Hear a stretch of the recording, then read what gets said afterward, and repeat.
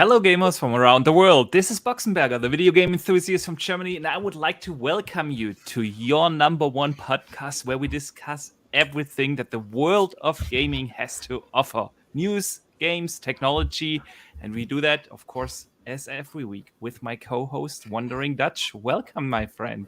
Hello, welcome. How are you doing? How are you doing today?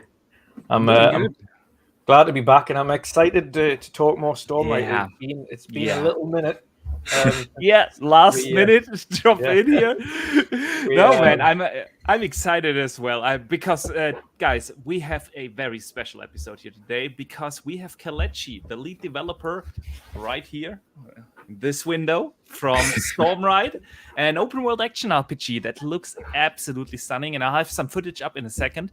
I just want to say welcome to the show, Kelechi. Thank you for joining. Thank you for having me. It's a pleasure. It's always a pleasure to come and speak about Stormrite or just come on any sort of gaming podcast. So giving me the opportunity, I do very much appreciate it. Thank you. Yeah, thank you, man. No, it's gonna be fun because your game looks absolutely stunning. And people, if you have not checked the game out, you can find all the links in the description of the show note. You can wishlist it on Steam. You can find it on Twitter. All the links for Kelechi and the game are in the show notes. So definitely check that out. And because we have Kelechi on the clock, we have him only for like 60 minutes. We move the regular part of the show towards the end. So we're going to talk about the games of the week and the news of the week and everything and the community questions at the end of the show because we want to make this our count. And we want to learn something about Kelechi and the game Stormrite. So Kelechi, we usually introduce our guests here by talking a little bit about their gaming history, and we want to do that with you as well. So, Where did gaming start for you? What was kind of the first system, the first games you played? The first system that I really remember playing a lot of games on was the PS2. I used to play with my brother, or when I was younger, I used to just watch my brother play. But we just used to play games a lot, specifically FIFA. A little bit PES. Actually, the first FIFA I played was FIFA 2000, which is funny because I was born in 2001. But I played that a long way in the future. PES 04, I played a lot of that. Played some WWE games, GTA San Andreas, all those kind of games. And then it kind of moved from there onto the PS3. So that was when I started playing, getting my own games and like exploring my own kind of interest in gaming, playing with my friends as well. And it was just FIFA. Every year I'll buy FIFA and play a lot of FIFA. I just love FIFA. I know so many people who still just play FIFA. Yeah, I mean, I get it. It's a comfortable gaming experience. It's familiar. Yeah. But and then it transitioned into the Skyrim phase of my life. I played a lot of Skyrim, and I'm sure that's very apparent with the inspiration for Stormrite. Then I got an Xbox One and just started playing other games and stuff like that. But yeah. Nice. Yeah, man, the addiction for Skyrim. Don't get me started. I have Skyrim on every system I own, and I own them all. And I know Dutch has also hundreds of hours in Skyrim. Yep. So, yep. I know there's one guy when it first released. One of my one of the guys I used to speak to, a southern lad but he was a Toon fan as well. But he must have. It's weird because when he's playing an RPG because he immediately sets himself to offline, so you can't see what he's doing. And then he'll pop back online. He's got every achievement. He's got like 3,000 hours in the game. He just dived straight in, and that was exactly like that. Like every time you see him, it was just Skyrim for months and months. Actually, I was just saying a funny story of how I got into Skyrim. I never would have played Skyrim if it wasn't for my brother telling me to get it. So we were on holiday in Nigeria. So my parents from Nigeria. We were visiting our family, and that was the summer of the 2012 London Olympics. And we were all in the Olympics fever, Olympics mode. I played the Olympics game on my friend's Xbox, and I was like, "Oh, I really want to get this." So I was saying for my birthday, I was going to ask my parents for that game. My brother's like, "No, this game called Skyrim just came out. It's sick. Get that." And I was like adamant. I was like, "No, I'm getting this Olympics game." But then I gave in to my brother, and then he told me to get Skyrim, and it was probably the best decision that I've made in a very long time. Sweet. Yeah, man. Oh, I was at a university when Skyrim came out, and I remember standing in the Mensa, and some people in line, they just talked about Skyrim, and I was like, yeah, man, I don't have the money right now to get the game, and then it was like really funny because I talked to my buddy, hey, man, I just don't have the money, but I want to play that. This everyone is talking about this, and like a day later or so, he came over and said, "Man, I'm going actually to England for 2 months. You can have my Xbox and the game. So there you go." And that's how I started for the first time Skyrim. Nice. That was awesome. Yeah, man. All right, tell us a little bit about some of your favorite games. So we already heard FIFA and Skyrim. What other games are you into? At the moment, right now, I don't really I would like to, but I don't really have much time for playing, like getting into single player games. It's just usually I hop on Discord, hop on Xbox, and just play with my friends, just some random games like that. So right now I'm playing Fall Guys, Among Us, Multiversus. Been playing Brawlhalla because of Multiverses, and just last night we actually started a new Football Manager save, so that's going to be the next few months sorted, just playing Football Manager. Okay, sweet. So that's it. It's going to take away your life again now. Literally. Nice. Awesome, man. Good stuff here. Good stuff. I feel we are on the same wavelength here in terms of gaming. So yeah, let's talk a little bit about Stormrite. And I just throw up some footage. I edited some of your trailers together so we can watch them in the loop. And yeah, tell us a little bit about this really fantastic looking game. When did the development start, and what was kind of the inspiration? You already mentioned, of course, Skyrim, but tell us, when did it start? How did it come together that you started to make this game? So it started off as a solo project. So it was initially just me. I was just experimenting with stuff. Like throughout my time, I've just been creating prototypes of games and stuff that I thought would be interesting. I was working on a football game. It didn't really go anywhere. So I was just like, okay, let's clean the slate, start fresh, and start a new project. So then I just like took some stuff into the engine, had a little like archery demo and a little bit of combat, and then I posted it on Reddit, and it kind of just took off. People really liked it. I was like, okay, this is pretty decent. So I went with it. I stuck with it, and then that's when it started developing the story. So the combat elements of it were already subconsciously inspired by Skyrim. Like I never really thought, okay, I'm going to make this game and it's going to be like Skyrim. It's just like my whole open world RPG gameplay experience in the past had been Skyrim. So that's basically all I knew, with some other influences as well. So that was like subconsciously influencing the gameplay side of it, but then the story side of it, that was just it just came up. More ideas come out, more lore comes out, and it just kind of just comes into one piece. Nice. Tell us a little bit about the lore. The game takes place in the kingdom of Redreach, and you play a squire. I understand in that game, or you start as a squire.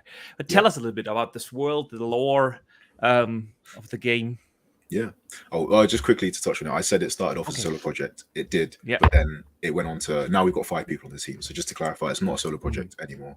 But the Kingdom of Redreach is an interesting place because there's stuff going on now that's influenced by previous events, and there's stuff going on previously that is still kind of going on behind the scenes. So to elaborate, it's a fancy medieval kingdom.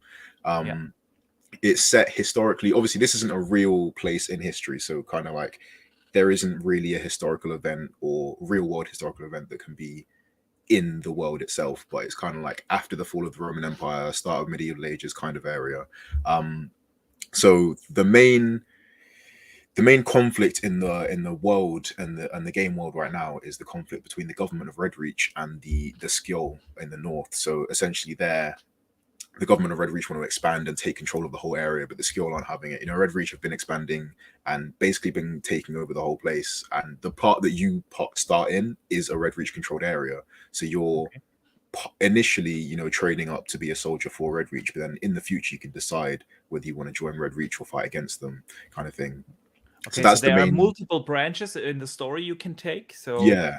Okay. Yeah, so we're trying to give the player freedom essentially because it's not a linear game. It would be silly to make a linear open world game, and it kind of just wouldn't make sense as well. So we're kind of trying to give the player as much opportunity as they want in that sense. And then the historical events that I was talking about that shape the world are essentially there's this character called Requiem. I won't go too deep into him because there's a whole page of lore on our website. So if you go to stormrite.com/lore, you can read about everything that I'm talking about here. But Requiem is a very important character in the game, and you'll see references of him in the game a lot. And he's more involved in the story than you might think at the start. But not to spoil too much. Sweet. Sounds very exciting and intriguing. Tell us a little bit about this branching storyline. You started as a solo developer. Now you're people of 5, but I understand most of the guys are like artists side on the coding side of things and programming side of things and engine stuff. It's still just you, right? Yeah. So if you have like branching narratives and different storylines and such, how complicated is that to do in a game? It's relatively complicated, but the main thing about developing a game isn't necessarily the development of the game. It's developing tools to make you develop the game faster. So, like, for example, we've got a narrative and quest dialogue system, which is like a modified version of a system made by the YouTuber Rubes. I don't know if you've heard of him, but he's a game dev YouTuber. He made a narrative system, and we kind of like expanded on that to fit our own game. And that essentially lets us just draw quests out, draw dialogue out, branching, linking, and it just works really well. So I can create a quest in like an hour, for example. Like, it's that quick and it's that easy. And then, for example, our dialogue as well, when you've got, so all the characters in our game are spoken. Everyone has a voice, is voice acted. But obviously when a character has a voice, their mouth needs to move in game as well. So to sync that up, it would take maybe 10 minutes for each line of voice in the game to create an animation for it. But instead, I've created a procedural system where I can do it in like a few seconds. So I don't know, I won't go too deep into that. But the point is, like, I've created code systems that can help us develop things quicker. So that takes the weight off me on the programming side. And then on the art side, we've got a big team of artists that can handle that stuff as well. Nice. That's very interesting that you mentioned like developing your own tools as kind of part of the actual development process. Yeah. That's really interesting. So since we are on that, you use Unreal Engine, obviously, and I think you moved over to Unreal 5, right? Yeah. So how was that process? And were you able to transfer your tools you created for yourself over? Yeah, it's all easy because essentially Unreal 5 isn't a different engine. It's just it's an update of Unreal 4. So everything you can do in Unreal 4, you can move it to Unreal 5, and it, in theory, will just work. We had a few problems because I was kind of eager to get my hands on the new stuff, because the Unreal 5 features, they're great, but they're really great for the kind of game we're making. Like world partition you can make huge maps and it just loads in seamlessly and it's amazing. Nanite, you can use, really high quality assets and it's just really performant. So we needed that. Like, there was no point waiting. So as soon as they released the engine, I went on it when it was in preview and just had a play around with it. So there were a lot of bugs. It took maybe like a month and a bit to transition over, but it's for basically like a huge update to an engine, it's really easy to move over. Nice. That's good to hear. Because we've seen this a lot in the gaming industry, that games in development that started on Unreal 4 moved over to 5 now, obviously. And all of us non-developers always speculate how easy is the process. Is this one of the reasons games get delayed these days? Stuff like that. So good to hear that this transition process is so easy. Yeah. But since we are on the technical side of things, you have chosen a very non-typical art direction for indie games, because you've it's not stylized. You've chosen like more like a realistic kind of look. It looks fantastic, the game. I can imagine that this isn't easy having such a small team. So can you talk a little bit about that? Why did you do or chose the art style and the graphical fidelity as you did. How did that come together? Well, since I was a programmer, I didn't have any art like ability at all. So when I started making the game, you can see from the early demos, like all the art is just kit bashed assets that I found in random places. And the easiest ones to find were realistic assets, which was fair enough, because if you think about it, when you have a stylized asset A and stylized asset B made by different people, they're not necessarily going to work together. But if you have a rock that looks like a real life rock and another rock that looks like a real life rock, then putting them together, it's fine because they're both realistic. So realistic assets are easier to put together because they're less style conflicting in that sense. Yeah. But then when we expanded, I've never thought about it this way, but it makes total sense when you say it like that. Yeah. But I was saying when we expanded the team, like so now like most of the art you see in the game is made by us. If it's not like environmental stuff, all the weapons and the armor and the clothing and stuff, it's all us. I found artists that were comfortable making realistic stuff, so then that kind of replaced the kit bashed stuff. Yeah. Nice. And you can tell, like you guys see the footage here on screen. It looks really good and really atypical for such an indie game. How do you guys handle audio with such a small team? The audio design, music, effects, and so on. So the music is all composed by two people, Andrew Levecchi and Dom Capuano, very talented composers. They're kind of joint but separately working on the original soundtrack. So all the music in the game is made by those two, and it's an original soundtrack, and it's going to sound amazing. But the sound design is mostly, it's mostly just assets we found from sound assets that you can get online. I'm in talks with like an audio agency kind of thing that can sort out making sounds for the game, so maybe we'll do that in the future. But if that's something we want to do, we might do it. And then voice acting is, we've got a network of voice actors that are quite talented, and we get that work done for us there as well. Nice. Good stuff there. Yeah, because I can imagine that audio is like it's challenging if you are a small team. Yeah. But I see you guys figured it out. Sweet. A lot of our audience here mainly plays on Xbox. And we just got the announcement the game is not just coming to Steam, it is also coming to Xbox. And since we are talking about the technical side of things here, how did you find the experience working with the GTK, the development kit, and how was the process with working with ID at Xbox together?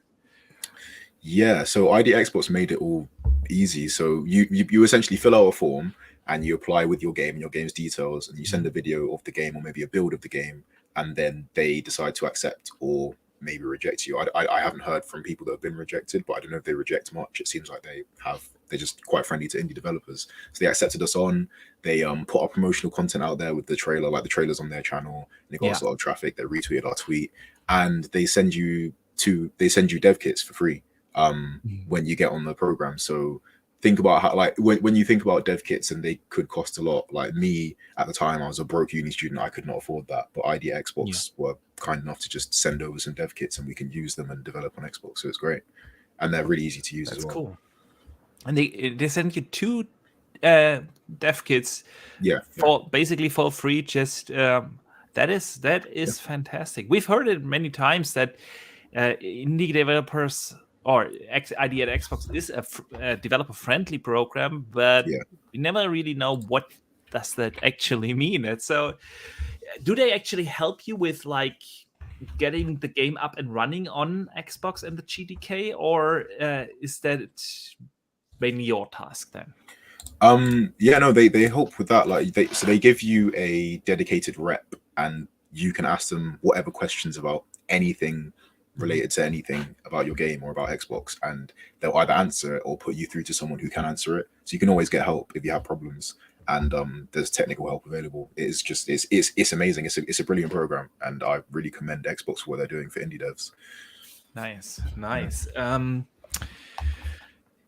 working with the GDK, we've heard it so many times over the last like 2 years that some tools in the development kit aren't ready. What is your impression right now? Where does the development kit stand? Is it developer friendly? Is it performing as it's supposed to? How do you feel about that?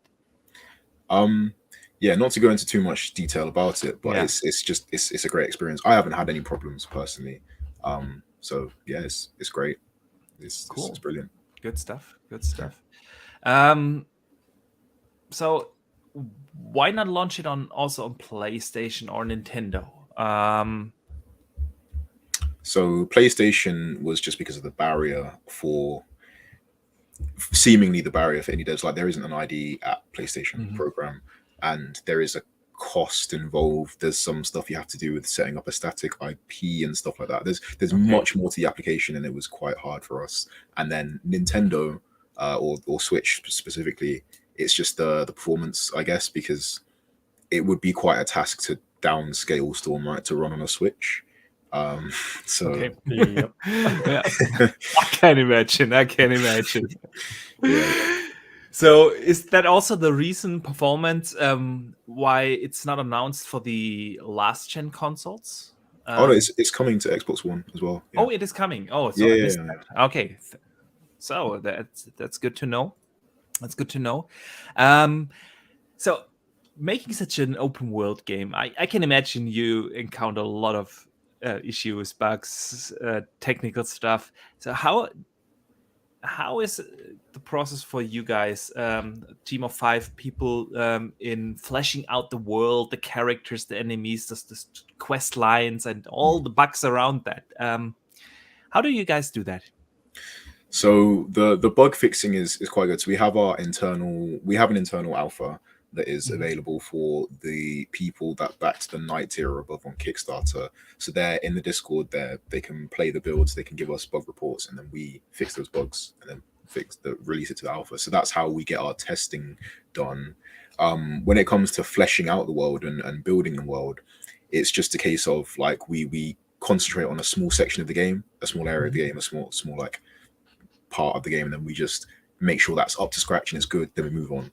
Because instead of it's a lot easier to do that, because then once you're building the next area, you're like, okay, that last area is completely done, we can use everything from this last area and then move in the next area and stuff like that. So it's bit by bit, we're slowly building out the world. Nice. Do you have like a team of play testers, friends, family, I don't know, who help you with that? Yeah. So it's just our alpha testers in our Discord from our Kickstarter. Oh, nice. They're the ones that play the game at the moment. Sweet. Yeah. Where do you think is the game right now? How much of the world, quest lines, and so on do you have? 50%, 80%? What do you feel like? It's hard to give a percentage at the moment, and then giving a percentage will probably come with some expectation as well. So just as like we're planning on releasing a demo a while before release. Okay. So at that point, people will be able to see like how much of the game is in the demo, maybe how much it relates to the full experience. But we don't want to wait. We don't want to leave people waiting until release to play the game like that. Seems a bit silly. So we're going to release a demo with like just a little fairly sizable section of the game, like maybe a couple hours of content for people to play through, and then that will be like a teaser for what's to come. Nice. Yeah, that's fantastic to hear. I feel like demos help, especially indie games, because there's just not as much coverage on them and so on. And so a demo is always good to hear. Do you have a target window when you want to finish the game and release it, and of course with that the demo? We don't really have a prospective release date at the moment, because again, it's just we have kind of a rough idea of when we want to release the game, but we don't want to say anything publicly, because then that comes with expectation as well. But because with a small team, like it's a lot harder to stick to a deadline that you haven't fully confirmed. Like we haven't confirmed one. Once we do confirm one, we'll stick to that deadline. But until we confirm one, we're not going to give any prospective ones until then, I guess. Okay. Yeah. You plan on launching the game on PC and Xbox at the same time, or? subsequently? Yeah. Yeah, Same time, same day. Yeah. Same day. All right. That's good to hear. That is good to hear. Yeah. Let us come back a little bit about to the game. We've seen like three different kinds of fighting styles. So like a melee fighter, you have ranged fighter, and magic. Is this basically the three kind of combat mechanics you have in the game and that you can choose? Yeah. So the three combat styles are like you said, melee, magic, and range. The magic combat is the main part of Stormrite. Like that's the bread and butter of Stormrite, if you'd say. The melee combat and the range combat are the melee combat was redone like 6 months ago. Range combat was redone last week, so it's kind of like these. I've seen that tweet inspired by the Assassin's Creed combat. Yeah, exactly. So though, like the melee combat and the range combat, you see are kind of like basically going to be the final versions of combat in the game. But to delve deeper into the magic combat, so in Stormrite, in the world of Stormrite, human characters don't have any magic powers inherently. Like no one human is magical. No one's granted magical powers and can just shoot spells out of their hands. All the magic is granted by focus crystals. So each one of those crystals, each crystal has different spells and different powers that it can assign to the user. So if you find a crystal out in the wild, it will have spells assigned to it that you can use.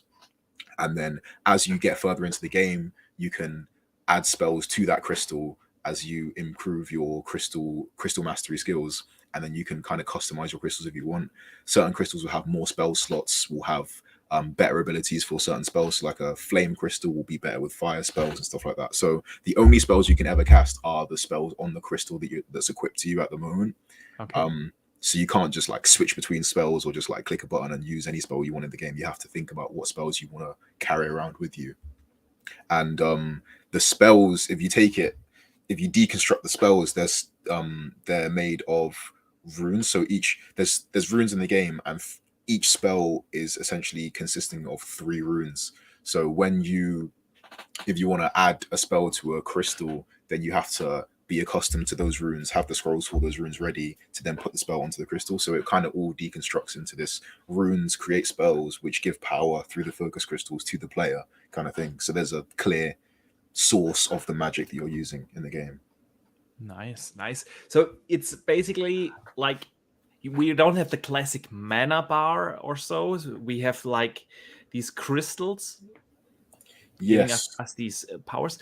We can level them up, or can we just like craft or enhance them somewhere, or how does this work? Is it like an XP system that the game has, or?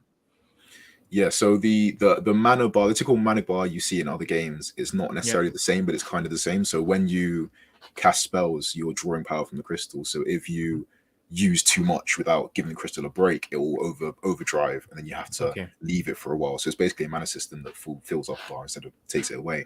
But to expand on the magic and improving crystals, you've got a crystal, it will have a certain number of slots. You can improve a crystal a certain amount, but there's a limit to each crystal. So if you find a better crystal with more slots, then you've got more ability to expand it and customize it.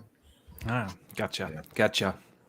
Is there like an XP system for your actual character so that you can like increase, I don't know, strength, stamina, and so on? Or how does leveling in this RPG work with your actual character then?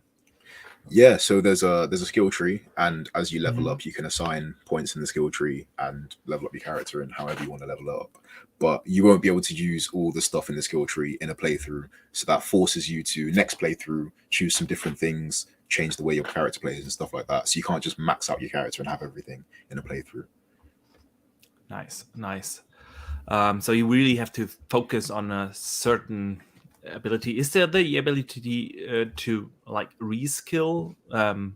If you find out like you have chosen a way that you're not really comfortable with, can you change that during your playthrough? It's not something we plan, but like as we test the game and we send it to our testers, if that's something they feel should be necessary, then we can definitely add that in, like respecting skills and stuff. Okay, nice.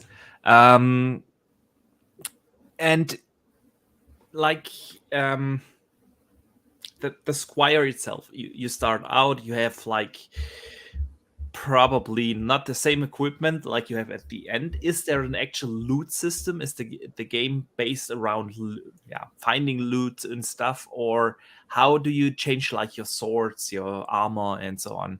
Yeah.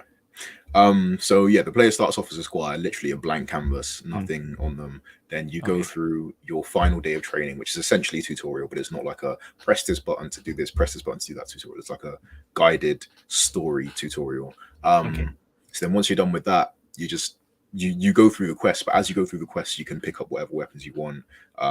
There's some magic quests. You start on learning how to use magic. So the way the looting works, there's a video on our TikTok, actually. It's the most recent on our TikTok, but I haven't posted it to Twitter yet.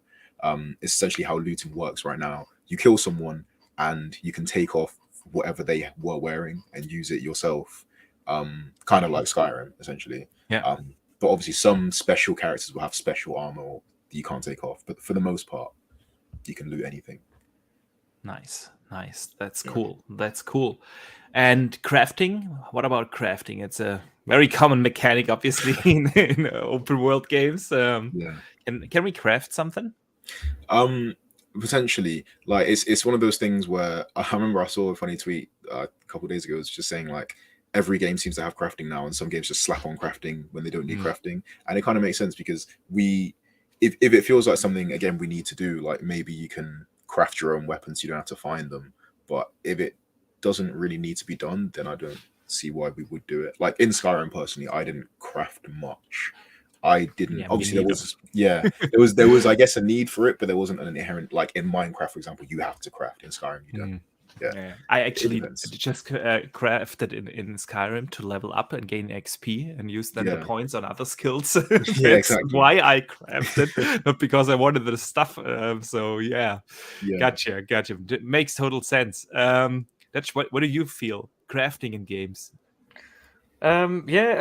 Specifically in RPGs, I suppose it just has to fit with how the game feels. With Skyrim, like you said, it was there, but I don't think I used it either. I don't even think I used it because it wasn't like it didn't actually affect the play style. It didn't affect the story. I think they brought in that section in Skyrim. I think it was one of the earlier DLCs they brought out where you could kind of create your own house and put everything in it and put your own chests and things in and start crafting things that way. I don't really think I kind of played around with that too much as well. So take it or leave it. Like Kelechi says, it's with Minecraft, it's essential. You have to craft to get anything. It's a requirement. I think with RPGs, it depends on how it fits with the world. If a case of there's a storyline where you have to get the right materials to craft this ultimate weapon that will help you take down the final boss or something like that, then that has a story purpose for crafting. But if it's not kind of related in that sense, then I think it's kind of a take it or leave it section. Yeah. Let's ask the community. I put up a poll in chat now. I want to hear that.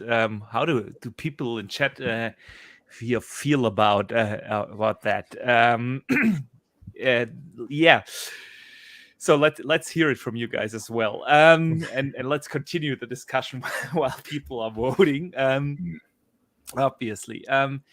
So you have like these three basic combat styles. I read on your homepage that basically if you choose melee or ranged or magic, you have like different kind of in each category. You have multiple choices to specialize than your fighting skills. Is it how does the do you get the points required to specialize? Is it like you get XP by doing quests like in The Witcher? In The Witcher, you basically didn't get any XP by killing enemies, so grinding was like doing all the quests, or how does it work in your game? Yeah, so as basic skills go, it's just a case of once you level up, you get some skill points. You can assign them in the skill tree however you want. But then you see, we're doing something interesting, and it's not really. I haven't really fully planned it out yet, so I'm not sure how it's going to work 100%. But essentially, the way you fight. So the more damage you do with certain weapons and the more damage you do with certain spells, for example, kind of dictates your character archetype. So in your inventory, it will show like, or your character status, it will show what archetype your character is.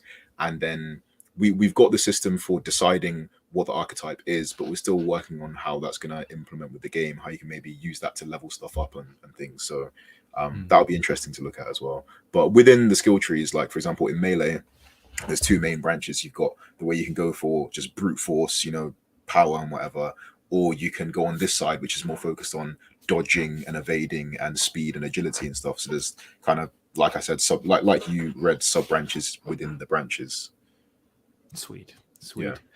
We have Siki here in chat. He asks the question: do we get wives?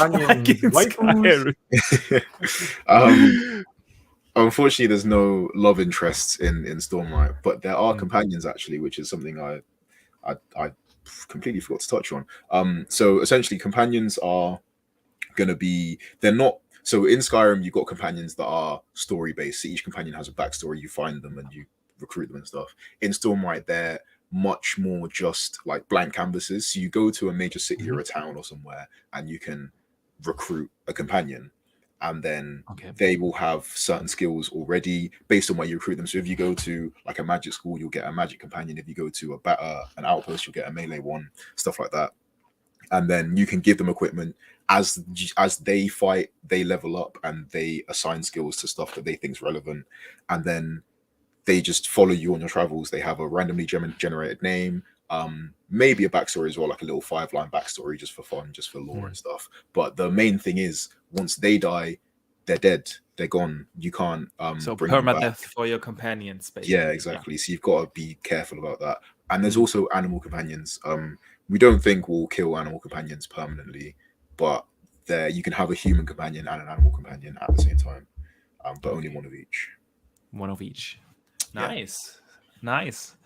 That's great to hear. Like, basically, it kind of, the way you described it, it reminded me of how companions work in Diablo. Yeah, you also had like more or less random companions that already have certain skills like ranged or magic or melee or whatever. Yeah. Cool. Good stuff here.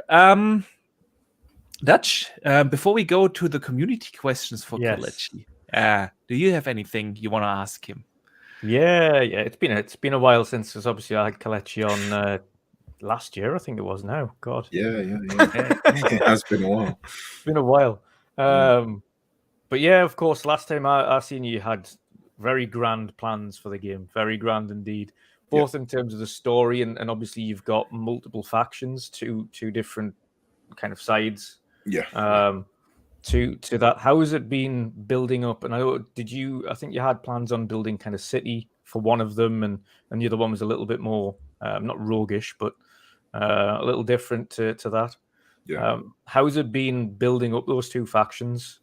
Specifically, I would imagine after the transfer to UE5, because you were on UE4 when I was speaking to you at that point.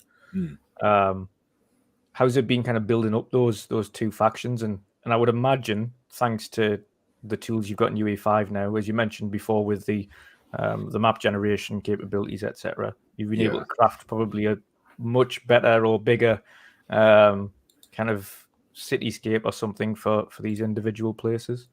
How's that been? Yeah, so building them out really comes down to three things: the lore, the people, and the locations. So the lore's been written out. We're currently writing lore on the history of Redreach now, so that will come out to the website. But just last week we released the lore to the Skill, which is the race of, you know, powerful fearless warriors in the north. It's very interesting lore written by Kim, one of our team members. I would recommend it. It's a good read. And so that's how the lore's been going. The locations themselves, so we're basically planning on having one big city in the game, one like really big city in the game, the Citadel. That's the center of Redreach, right? And then surrounding areas will be towns at biggest, and then small villages. Then in the north of the Skill, they've got a central village, and then the rest are kind of just like small outposts and villages and stuff. So it's much more rural. There's not many big cities. It's not like Skyrim where you've got like 8-9 big cities. It's just one huge city in Stormrite kind of thing. And then the characters themselves are interesting because we've been kind of thinking about how we want the Red Reach soldiers to look. Do we want them to be, not menacing and kind of silly? Do we want them to be like really menacing? Do we want something in between? So we've been working on our concept artist Marco has drawn some concepts. I don't know if I can drop a file in here, but if I can't, it's on the latest development update on our website. We've got the concepts for the soldiers there, so I would again recommend reading that. So we've got the characters for that side. The characters on the other side of the faction, we're still working on like how they're going to look, what they're going to sound like, what they're going to feel like, and stuff like that. So that's how it is. But outside of that, we've also been doing other stuff in the game. Yeah. Awesome. So the kind of two factions, are they like more one, i.e. the Citadel? Are they more kind of like, should we say Imperial, much like you would see maybe the Roman Empire or something like that, where it's like very like full armor suits, and then maybe in the north, as you said, with these very strong warriors, more a little bit more like barbarians or Norsemen or something like that? Is that kind of the two sect kind of? Yeah, kind of. It's so the Roman stuff's very interesting because, like I hinted at earlier, the Kingdom of Red Reach is set in a fantasy kingdom, so it's kind of like a mirror of the real world. But there's the fall of the Roman Empire is just kind of before where the game's situated. So you've got Agrippa, which is the center of the Agrippan Empire, and that's the last remnant of the empire. But everyone from the surrounding cities that was part of the empire kind of collated and came to this one central city, and they've locked it down heavily. You can only get in, it's quite hard to get in. They're trying to expand and stuff. So that's the Roman inspired side of things. There's lore for that as well on the website. You can read that if you would like to. But the Citadel and Red Reach themselves, they're very medieval, Gothic kind of inspired characters. Yeah. Nice. And of course, I think to tie along with that as well, I was going to say, obviously we've seen the dragon on social media now. You've got the dragon in there. Are there any other mythological beasts you've got roaming around the world, or is it just the dragon for now? More will be revealed on that. Those are more like end game characters and end game bosses are going to fight near the end of the game. So yeah, it's interesting. We've got some stuff planned. Nice. When you say end game, will there be an actual end game, or you mean towards the end of your actual story playthrough? Well, there'll be an end game in the sense the main storyline will have an end, but the game won't just shut off at that point. It's an open world game, so you can do what you want afterwards. So yeah. Nice. Dutch, you wanted? Sorry, I think I interrupted you. No, that's all right. It's all right. Of course, you mentioned the switch over and how easy it was to go from UE4 to UE5. But what have been outside of kind of loading and things like that, and mentioned, of course, the map generation to really help a lot in creating these new areas and creating the kind of scenery and things like that. But the additions, I think you've got to that as well, and I think I've seen you play around with them the other day as well, is, as you mentioned, with the fact that you've got fully voiced characters, is these I've seen a segment as well. It did look quite amusing, of course, but every time you were putting in like the phonetics of how to say something, you had the option to kind of essentially do that. Is that auto generated when you put in these sentences in, or do you have to painstakingly go through and select all the mouse movements for each individual section?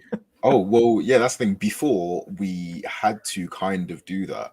We were using some technology from Reillusion. They've got like a voice thing, and you have to like key in the expressiveness of the sound and stuff like that. So that was like, it would literally take, I kid you not, like the first one I made, it took like 30 minutes to do one line of voice.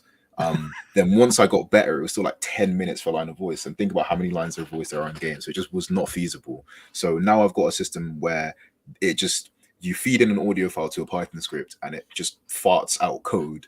And then that code can be turned into an animation, and it just happens in like 3 seconds per voice line. So that is, it is actually like, it's incredible once you look, because like I'm just looking at it like, oh wow, this would have taken me like 3 hours to do all of this, and it's just taking me like 10 minutes. It's crazy, but it's great. Yeah, when I saw you playing around with that on Twitter, I thought, looks like it could take forever. Yeah. Has there been any other kind of major benefits you've noticed, other than the obvious, switching from UE4 to UE5 that you think is kind of really stepped up your ideas for the game, or even maybe once you've switched the engine over as you have now, thought, I think this is going to allow us to expand on our ideas much more than we originally had? Yeah, so there's two things really. The first thing is world partition. So it's basically the way that the big worlds are handled. Before, they used something called level streaming, and it was, apologies, Epic, it was kind of janky a lot of times. And the size of world we had back then, it was the one thing that our testers were always saying, like, obviously different testers have different preferences, have different things, but one thing that everyone was saying is, when I load a new area, the game pauses for like a split second, and it's really annoying. And it was something that we just could not fix because it was a technology limitation. So then once we upgraded to Unreal 5, we could just do that and it worked seamlessly. So we were having to think about downscaling the world before, when we were in Unreal 4, but now in Unreal 5, we don't have to think about downscaling anymore. So it's great. That's awesome. That is awesome. Yeah, man, we're almost running out of time. So we have like 10 more minutes with you. I want to transition over to a couple of community questions. But first, I want to say a big thank you to Thanos, who sends in a $10 super chat. Thank you so much, man. He asks the question, what are you most proud of about your game, or the crowning achievement? And speaking of achievement, will there be any? The thing I'm most proud of is probably just like the fact that Xbox and ID Xbox were like, just said, yeah, cool, you can release on our platform. Like, I've always kind of dreamed as a game developer about having a game on Xbox, and having ID Xbox accept us, then Xbox themselves replying to my tweet, like that was a kind of amazing moment for us. But I guess the biggest achievement has been the Kickstarter. The way the Kickstarter went was unbelievable. Like, I was worried that it was going to flop or it wasn't going to reach the goal, but there's the support, the outcome after that of so many passionate people in our Discord just being there and being excited about the game, it really fuels you on, because when you're developing a game, it can kind of be a silent chamber. You know, you've got no one, especially if you're working on your own, like I was at the start, like you're just motivating yourself. But when you've got people in the Discord, on social media saying, oh, I can't wait for this game looks good, asking questions, like it really just motivates you and eggs you on to continue going. Nice. And achievements on Xbox, will there be any? Yeah, we're doing achievements. A game without achievements isn't a game, realistically. Like, let's be real. Yeah, achievements, definitely. You got any ideas for any funny achievements? There's always Skyrim's got a few strange ones. Yeah, I mean, we're planning Easter eggs, so maybe finding the Easter eggs could be the achievements and stuff like that. Maybe. Yeah. So we'll see. Awesome. Nice. Yeah, usually, Kelechi, at the end of the show, we do community questions. People can write in up front, usually on Wednesdays, either through YouTube or Twitter or any other channel, and their questions, so they can be part of the show even if they can't make it live, or if they listen on podcast services like Spotify, Apple Podcasts, Google Podcasts, and so on. So Dave Ramos writes in, and he says, what is one thing fans of video games tend to misunderstand the most when thinking about game development? He's looking forward to the game and says, thanks for joining here today. So yeah, what is this one thing that gamers, like fans like us, just totally get wrong when they talk about games and game development? I think the main thing is, when someone says add co-op or add multiplayer, they think it's a simple thing, but it's really not. Like, that's possibly the hardest thing in game dev to do. Like, because when you have a single player game, you have to make sure that everything's fine for the one player on their one machine, and that's fine. When you have two players involved, you have to make sure that this arrow in the air, flying in the air, is in the exact same location on this person's screen and that person's screen and on the server. And if it isn't, then it might hit someone on one screen and miss someone on the other screen. So it doesn't, like, you have to sync everything perfectly. You have to have servers running stuff in the background, because no player wants to start typing in code to host their own dedicated server and stuff like that. It's just, it's a lot of work, and it's something that, like, if I could add co-op, I definitely would. I would love to play Stormrite with my friends. I would love for you guys to play with your friends, but it's just not possible in our scale, I guess. But it's just something that gamers think is quite easy, when in fact it really really is not. I can imagine, man. I can imagine. Thank you so much for that insight. Nice. Jonathan Smith asks, do you have any advice for someone looking to start up and make their first game? I'd say just choose the technology. Don't think about too much about the technology you're using and just get into it. Like, don't think, oh, I want to make this game in the future that's this amazing big world, blah, blah, blah, blah, and this engine has those features, because by then you'll have released like 4 games in between, and the engine that you're using might be limitations for those. For example, I stuck with Unreal Engine, but my first games were 2D games, and again, no disrespect to Epic, but Unreal Engine isn't necessarily the nicest engine for 2D games. So I was really limiting myself and forcing myself to use Unreal, because that's the only thing I taught myself. So I guess just be more fluent and ready to accept and use new technologies, because ultimately game development concepts are the same from engine to engine. It's just the implementations that are different. But I would say just pick an idea and go for it. And if the scope's too big, it doesn't matter, because you'll find out it's too big and then you'll make something else. So don't think about, oh, this game might be, just work it out. You know, experimenting is the best way. Just trial and error. Yeah. Nice. What about like coding skills? I know a lot of people are afraid of that. How much do you actually have to code, and how to get into that? So for my game and in a lot of Unreal projects, there's blueprints in the C++, blueprints of visual scripting where you don't necessarily have to type a line of code. But for a lot of things in Unreal, if you're using Unreal, I know a lot of people say you don't have to, but there's a lot of things that are literally impossible to do without using code. So just bear that in mind before jumping into Unreal without learning how to code. But there are other engines like I've forgotten the names, but there's lists out there that are code-free engines. No, the Unity is also a code-based engine, but there's other there's other engines that are just code-free. So it's literally like you're typing instructions but not actual code. So those are options as well. No, nice. Yeah, man. Thanks so much for joining here. Dutch, do you have any last questions before we let Kelechi go? Last questions. I think everybody at Stormrite and at Xbox Game Pass, and let's get them on Game Pass.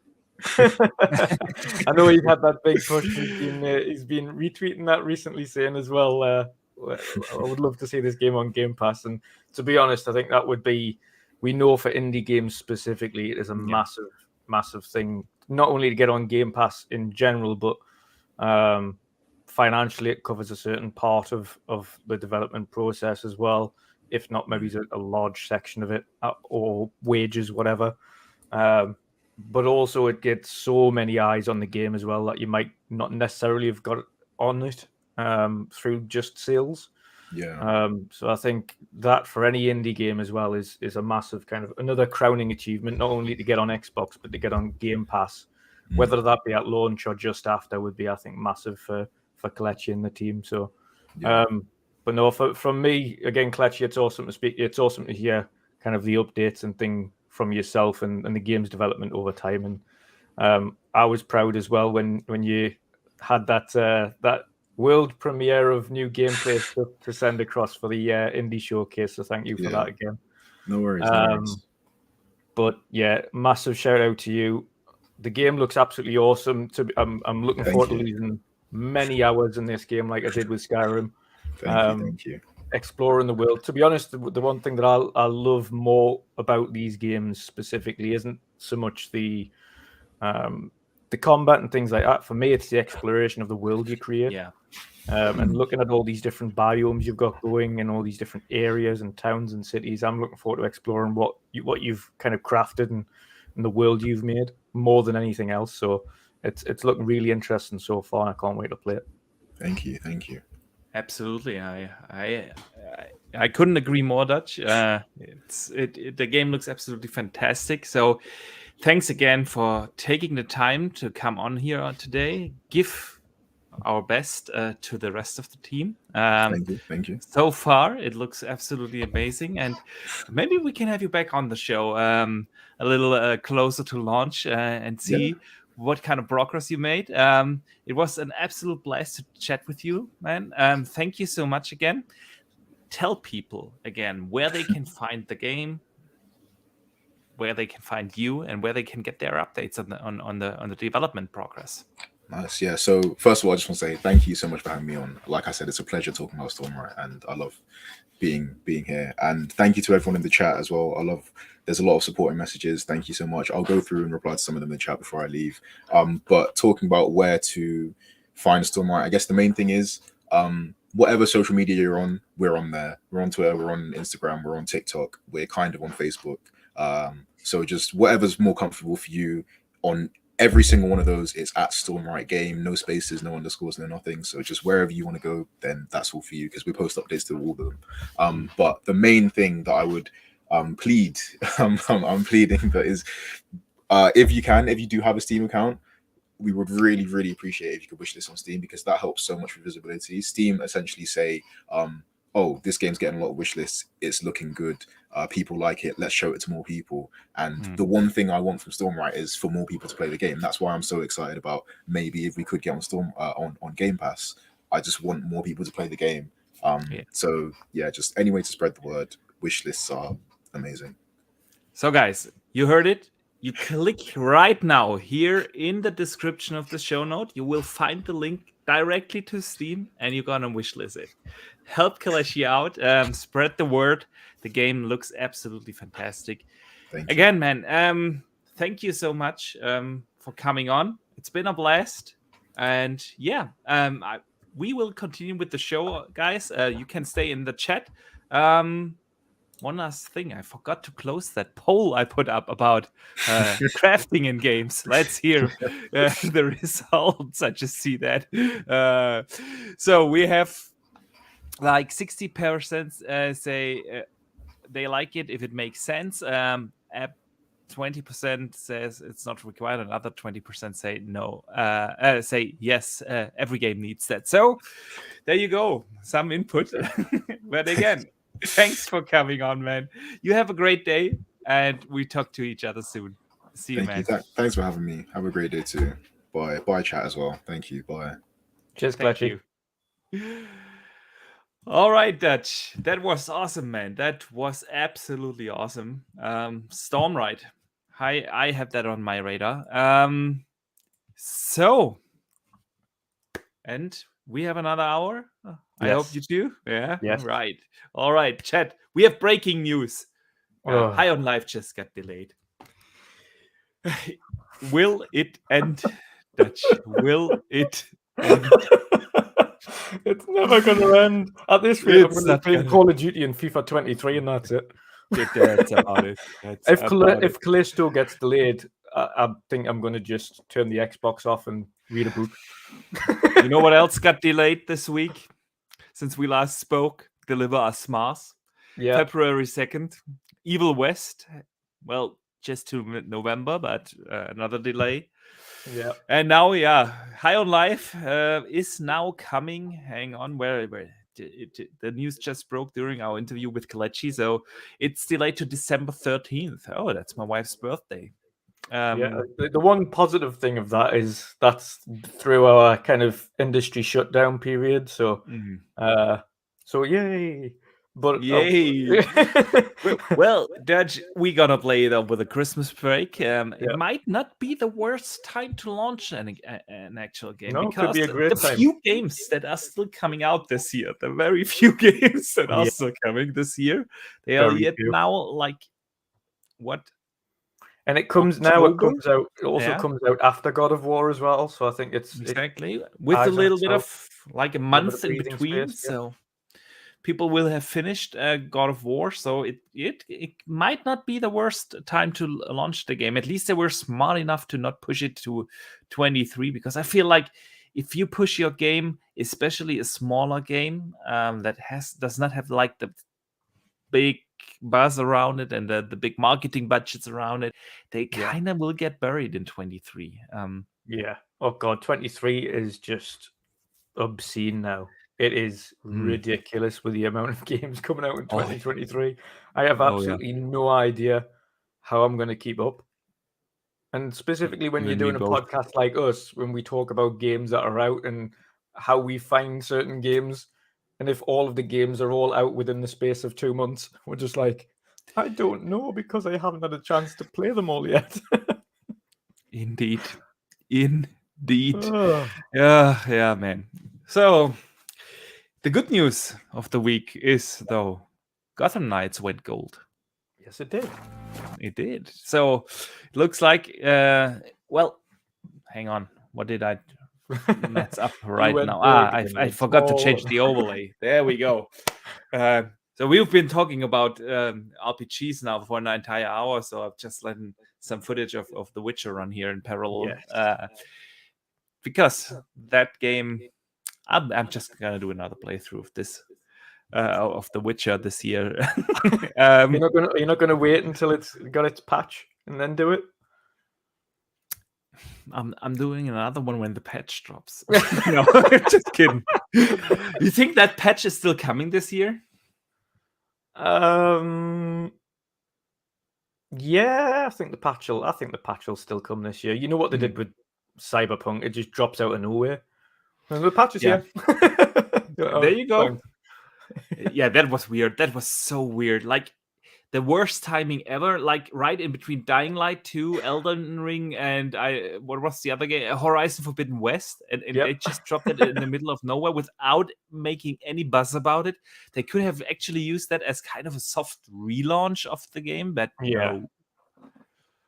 Yeah, should have done, but never mind. For me, it was just a case of going back in and trying it because I've already, like I say, like yourself, you've went through as a second playthrough as a different route now, and I started a different route as well. I think we spoke about this a couple of weeks back when you've went down the Nomad route second time, and I've went on the Corpo route the second time, and I think you started Corpo and are now Nomad, and I started Nomad and I'm now Corpo. So, but other than that, it was a case of like I started it again, but I haven't kind of played much of it since then. I really loved the Nomad playthrough and kind of the storyline that followed that. So I think because I've got such and reading from people's different experiences of the 3 sections, Nomad was the overwhelming favorite of everyone that's played through it with each section. So I think that's one of my blocks as well, is knowing that I enjoyed Nomad so much. Like the others are still going to be good stories, but they're not as good as the story as the Nomad story was. Yeah.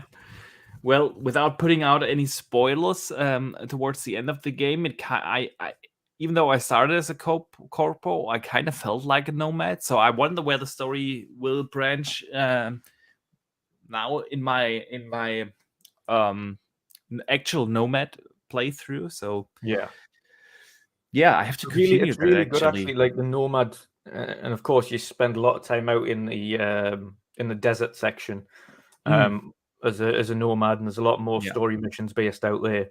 And I know, of course, each section has 2 different main endings as well. So technically, there's 6 endings to the game. 6 major endings. And I've done the 2 major endings for Nomad. Because of course, thankfully, at the end, with the tower, it auto saves just outside of that section for the final mission, so you can go back through and play the final mission and choose the opposite ending. The other ending, but there's actually apparently I heard that there's another major ending with a vastly different ending, but you have to make like a different decision more in the middle of the game, close to the tank section, the tank part. I love that part, by the way. That was a really great, the all-out assault. Yep, exactly. So yeah, I have to continue that game actually, but I just can't put Age of Empires down. It's literally everything. All I played the entire week. What have you been playing, man? I haven't been playing anything this week, really. I was thinking about jumping on Age of Empires again the other day, but it was just RPGs and things like that I've been jumping into again.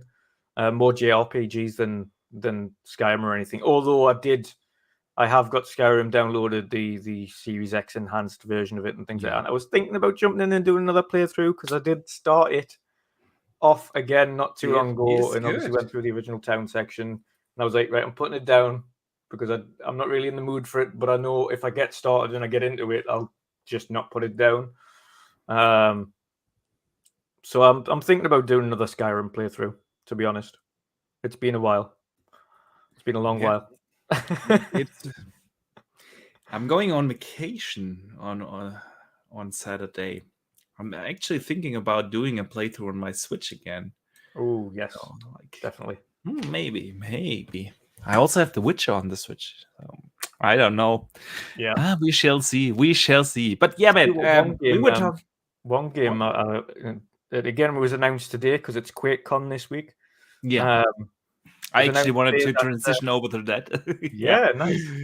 A bunch of games have dropped onto PC Game Pass today. Some older titles, of course. And one of the ones which I love, and I just hope that they announce a new one soon, was Quake 4. I loved Quake 4 when it released, and it's out on PC Game Pass now. So I'm gonna download that and I'm gonna play through Quake 4 because I loved it. That is cool. That is awesome, man. Yeah, other drops to PC Game Pass. Return to Castle Wolfenstein. Now I'm saying it weirdly, like everyone does. It's not Wolfenstein. Wolfenstein. Man, I listened to too many podcasts, English-speaking podcasts, and now I'm actually pronouncing Wolfenstein wrong. All right. But Return to Castle Wolfenstein is coming. Quake 4. Wolf 3D is coming. Elder Scrolls Legend Battlespire, The Elder Scrolls Adventures Redguard. Those are coming or dropping now into PC Game Pass. So some good stuff. But yeah, like you said, Quake 4. Man, you think they are actually doing the reboot? Yeah. When will we see Tech doing the reboot, man? Let people know. People are excited to know that. They want to know when can they play a Quake reboot. I think 2024. 2024. I want to know what the chat thinks. I put up a poll. When will we? I think as well. I think for those who played Quake 4 and kind of know what happened in the storyline for Quake 4 as well, I think the next Quake will be a reboot and it'll be a new story for Quake. Yeah, I think so too. I don't think it's going to be just like they did with Doom, basically. Yeah. So there we go. Again, I think Quake's universe has much like Doom's universe. Quake's universe is exactly the same. It can go down any direction. There is a lot of lore around the Quake universe. Quake 4 specifically reminded me a lot of kind of a Half-Life in certain sections with its story, and I loved that. So absolutely. I hope it kind of continues in that trend. But yeah, I think 2024. I wonder if they will go more into the route of like a horror shooter for Quake. Like they have that very fast pace and very like action focused shooter with Doom, Doom Eternal, of course, the latest entry. And I wonder if they go down because like the first Quake kind of course, it was a shooter, no doubt, but it kind of had like these horror elements, where you like those dark corridors and then you hear the enemies and stuff like that. I wonder if they will go down this road. What do you think? Yeah, hopefully. I mean, like I say, in Quake 4, if for those who remember Quake 4, it's been a long time. It was Xbox 360. In Quake 4, you kind of go through this weird conveyor belt system where they're kind of putting different parts of limbs and things on people and taking people's limbs off and attaching parts to people. And it was very like that section in itself had a little bit of a horror element to it. It wasn't pleasant by any stretch of the imagination. And I think emphasizing on that a little bit more, especially with the technology that id Tech has grown into now, is just insane. That game can become. I mean, that's going to be such a beautiful game. I think the future of Wolfenstein and Quake and Doom and everything like that based around id Tech is just some of the most beautiful games kind of out there. They are so good to look at. So I think graphically it's going to be awesome, but I think on the newest engines specifically, especially with the feel that you might want to go to with that more horror element for Quake, which is more like a grim setting. I think the advancements in lighting specifically from the 360 ray tracing at 4K 60 FPS already, ambient occlusion and things like that, much more, much better kind of the ambient volume and the lighting and the ambient effects that you can get around with kind of mists and dense fogs and things like that now, and all of that's only going to further emphasize the feel of what Quake probably wanted to be. We hear this a lot from developers, I think, over the years, and as things go on, a lot of these older developers wish they had the tools now at least then that they do now, because the visions for the game that they had way back when would have been more truly realized today than they ever were back then. They made the best they could on the engines they had at the time, and they probably thought it was amazing, but I guarantee the vast majority of developers would absolutely have loved to had some of the tools and things available back then to create the actual vision that they've got for it. Yeah, which was some of these better lighted scenarios and better lighted areas, and it adds to the atmosphere of the game. And I think atmosphere, specifically in a single player game, is paramount to how that feels. Absolutely, 100%. Yeah. So I think the next Quake's going to be a different route. Obviously, true to what Quake is, still going to be very much the same vein as we all know. All of those games, they all have the same awesome feeling shooting mechanics. Yeah, they all play so well. Like Doom, Wolfenstein, and Quake have always been nail it. Mechanics They just absolutely nailed. So that's going to be awesome. But I think, like I say, Doom's always this just go and shoot everything, blow things up, gory, have fun. It's going to be hectic. Wolfenstein's more, again, like the story-based kind of action shooter. Also with a lot more stealth elements in it. Yeah. A little bit random at times with these mechanized units that you come across, of course. But Quake was more of a kind of an alien hybrid kind of game where it was a little bit sinister, and there was a sinister meaning behind it. And I think if they went back to Quake, it's going to be a lot more grim, a lot more horror, but still retain those awesome shooting mechanics and things like that. So yeah, makes sense what you say. Let us see. People in chat think Quake Reboot. 27% say it's 23. 36% say 24, and another 36% say 25. So basically, 1/3 for each option. So we shall see. Man, how did we start? We went a little off rails. We started Knights, went to The Witcher and Skyrim, to Quake Reboot.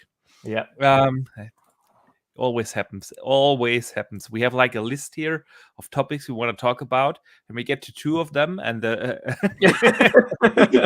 and cover everything else but the actual stuff. So the big news of the week: Embracer Group acquired a couple of things. Actually, a bunch of studios again. It's really crazy now. The Embracer Group, as of August now, has 13,800 employees. That's more than Xbox and Bethesda combined has right now. More than Activision Blizzard has.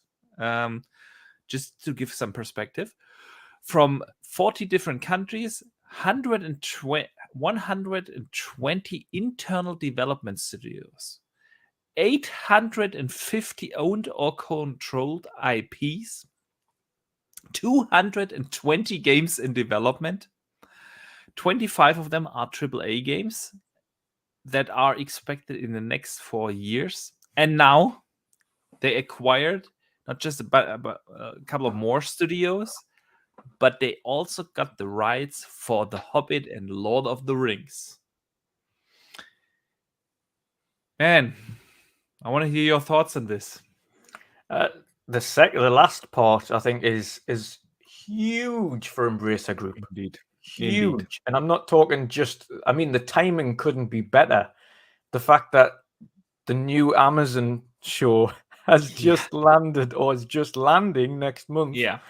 And that looks phenomenal as well, by the way, in terms of its visuals and everything like that. It looks like it's going to be a visual treat. I'm actually quite excited. I've seen a lot of people, like, I don't know, already hating on it. It always happens with things like that because it isn't the movie. Yeah. And they're used to the characters, they're used to the stories, they're used to the actors that they've had in their place. And what they want to see is just that. They don't want to deviate from that. They don't like new. And as soon as you change something that people love, or at least you try something new with something that people love, they're not happy with it. But again, it's a prequel. I'm looking forward to seeing what they do with it. I hope it's good, because we've seen these spin-offs and they can go two ways. They can look brilliant but be absolutely terrible in the story. Or they can look terrible but the story and the acting's good. So again, it gets overlooked for one or two ways. So we hope it's the best of both worlds. They have the acting to match the beautiful aesthetics that they've managed to create. But that, I think, is I think right now, as it stands, getting those is probably one of the major coups for Embracer Group as a whole. Of course, we know they got Crystal Dynamics not long ago, which was a huge get for them for such little money. But to get the rights to both The Hobbit and The Lord of the Rings for all of it is massive. It's huge. But again, it's the way this company works as well is it's everybody that is kind of brought on, and I don't know how they're going to work with those IPs or who they're going to bring them to, because again, these are IPs they've acquired. They've bought the rights to the IP. They haven't bought a studio that's creating this. They've just bought the rights to the IP. So what they do with that is another story. But it's a huge coup for them. But the way that Embracer Group works is essentially buying to then invest in. And as long as those companies do well, and that's what they do, they essentially buy them to invest in them, ensure that they've got the tools in order to become successful. And being successful generates money, which in turn recoups their investment. So their main solo goal, and again, being a European company, Embracer Group, which is based in Sweden, their main goal is again just investment. So they buy these companies, invest in them to then grow on. It's not like Tencent, who have got nefarious means and intend on doing a lot of different things with their studios, and nothing really that's come out of Tencent so far has really done what it needs to do. Nothing really is like. Can you think of one like hype game that Tencent has put out? Not so far. Not so far, right? Same here. So it makes total sense what you're saying. And the thing is about Embracer as well is because, and a lot of people don't know this, but Embracer Group aren't just buying development studios or movie IPs or anything. They are wide and ever stretching. Like, they've got so many different things. It could be clothing brands. It can be music companies. They're like so many different ways, but they also have essentially a kind of a network. So the company that I work for, and I've mentioned this before, Grimfrost, which is a Viking clothing brand and kind of beard care company, and creates swords and everything like that. So both historic and modern. Part of the reason that they joined Embracer Group was because of their knowledge of Norse mythology and things like that. Embracer also mentioned, like, listen, we've got a load of game development studios, so if you wanted to kind of assist or work on a video game based around Vikings and things like that, you had an idea to do something like that, that's something we can help you achieve as well. So they're essentially saying to everyone that's within the Embracer group, like, we're going to put everything to use. So if we know a company can do something for you, then we'll reach out to the company, this other company we've got on our portfolio, and get them to help you, and vice versa. So it's really it more like a huge network that they're creating to allow all of these companies to achieve their potential, which is awesome to hear. Because of course, if you're going in saying, "Oh, we really want to do this, but we haven't got the capabilities to do it," and we really want to do this, but it's going to take a lot of financing to be able to do it, and then the Embracer Group say, "Well, we've got those companies, we've got the financing, so whatever you're dreaming to achieve for your company, we're going to help you achieve that, as long as obviously in the long run, all it does is help us make a profit." So obviously that's the target. No, it makes total sense. And like you said, Embracer Group, they are into all kinds of different stuff. Doom Reaper in chat says they bought a board game company in Dark Horse Comics this year too. They are all over the place this year. They are all over the place. And an interesting thing is, like, a day before they announced the acquisition of the Lord of the Ring IP rights, 2K publishers private division actually announced a new Lord of the Ring game. They developed that in partnership with the team behind the film trilogy. Weta Workshop's new gaming division will lead the project, and it's expected to release in 2K's 2024 fiscal year. So, yeah, I don't think that's a coincidence that those two announcements came like a day apart. Yeah. So that's probably the last Lord of the Ring game we will see outside of the Embracer Group.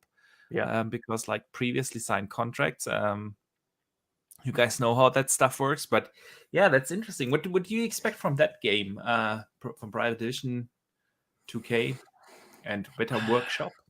Yeah, you know where it is? I have absolutely no idea who Weta Workshop is. I'd love to have known this, but when they announced it, to be honest, that's a new studio to me. I have no knowledge of them or their capabilities. Yeah, same. So I don't know, and I don't know what kind of game they're going to create. It depends. Is it going to be, because of course we've seen lots of different Lord of the Ring kind of games, but nothing that we know of is Lord of the Rings. We haven't seen an actual Lord of the Rings, a true Lord of the Rings game, since PlayStation 1 or 2 or something like that. I played those Lord of the Ring games on my GameCube. I remember one that came out with the films. With the films, yeah. Those were awesome, by the way. They were fantastic couch co-op games. Incredible couch co-op games. And then we had like spin-off games during the 360 area, like War in the North, what was actually really good. It played like in between the second and third book or movie. That was actually really good. Yeah, but you're right.